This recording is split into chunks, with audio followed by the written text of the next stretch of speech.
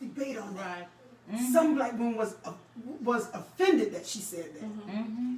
But then I understood her perspective. Because she was like, every time, they look at us and we want to wear this title, strong black woman, they don't ever expect us to break. They think we can do it all. She just, you the superwoman. You see what I'm saying? You go out and make the bacon, you come home, you carry the bacon back home, you fry the bacon in the pan, you feed everybody. And then wash the dishes after you finish. Okay. Mm-hmm. Yeah. It becomes too much. It becomes, at what point do we have somebody to rescue us and to Exactly. be that strength for us?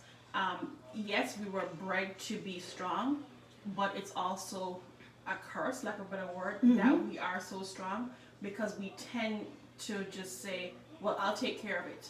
Because that becomes the generational thing that we see, that our grandmothers, even though they were married, they still took care of everything in the house. The man never knew what was going on because they did everything else. And then your mother does the same thing and she continues that. And as we grow and these different generations, it's the stronger that we have to become as women.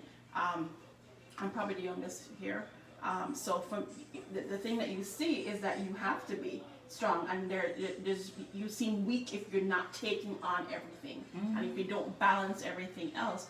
But then it leads to a breakdown in relationships because you, as a woman and as strong black woman, sometimes you may come across as too strong and become, lack of a better word, abrasive in the sense that I'll take care of it. And you tend to walk away quicker because you are bred to be so strong. And I think, for me, I think this year has shown me that more. It's like, yeah, I can do everything, but I shouldn't have to. I shouldn't have to bear that burden. Exactly. Lack of a better word, and going back to that. So I agree with her that we also come across so many times as being so strong. And yes, we can make the bacon, we can do it, but how about we both catch the hog together and Amen. go to the table Okay. and enjoy Yeah. Yeah, okay. It becomes that. So I agree with it, but we were bred that way. So it's like you have to accomplish these things and these are things that you have to do. But why not find that person that's equally yoked to you to help you? Amen. And that's it. Amen. And and that's true. We're supposed to be to help meet, not just to meet everything. What I mean? We're supposed to help this thing. Exactly. But we become, the one who needs the help and helping everybody. And so we become disfigured. We just keep bending and we keep bending and eventually we'll break. So we do have to have these talks and these gatherings to help us, to get back on course because we can only do it for so long. I used to say to people, don't believe the hype. People are like, oh, it's good, the single life and this and that, and that's when I was a single mom and I raised 4 sons. And I'm like, and it made me who I realized it turned me into the woman that I am. And I'm a very, even though people see my exterior and and I love and I love encouraging, but I'm a very difficult to tame. And that was going to be my point. And you can my ask my perspective husband. that I want to bring. I'm learning so much.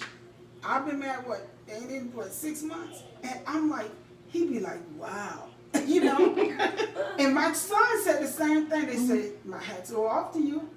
I didn't realize because you become this independent. You see what I'm saying? Walking, talking machine. And he was like, you don't consult on anything. You just, I said, I'm just so used to moving and shaking and until I break. You see what I'm saying? And then a man said, well, what was my place in this relationship? Yes. And then, or I'm doing something, and he said, Gina, I got it. I'm like, I'm not used to anybody having it. Yeah, because you used to being Yeah. the single mom doing all this Exactly. stuff, so it's hard to break that. Yeah, and I got scared, and I developed this wall because when I thought I had somebody to do it, and they let me down, or even when I was dependent, when I had my mom and then she died, and then I had my dad and then he died, and I'm like, hey, Lord, I know me and you in this together, but I'm in this thing by myself, and you turn into this, and when I start to see myself, I'm like, I'm a tough somebody to live with. I'm a tough somebody to live with. And my children, my sons used to say that. Wow. And I knew, that's why I say to Gene, I'm like, you know, I'm not perfect and he's not perfect, but he's perfect for me because not too many men can endure this. Oh yeah, it's difficult.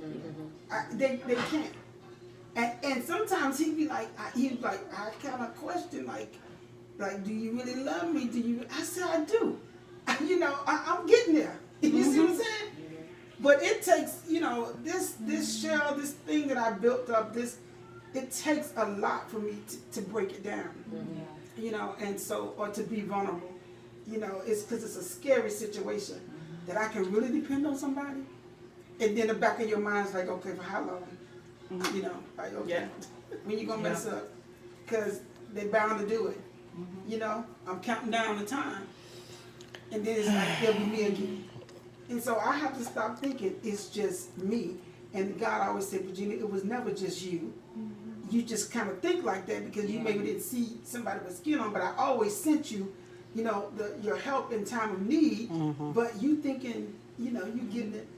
And I tell you, life is.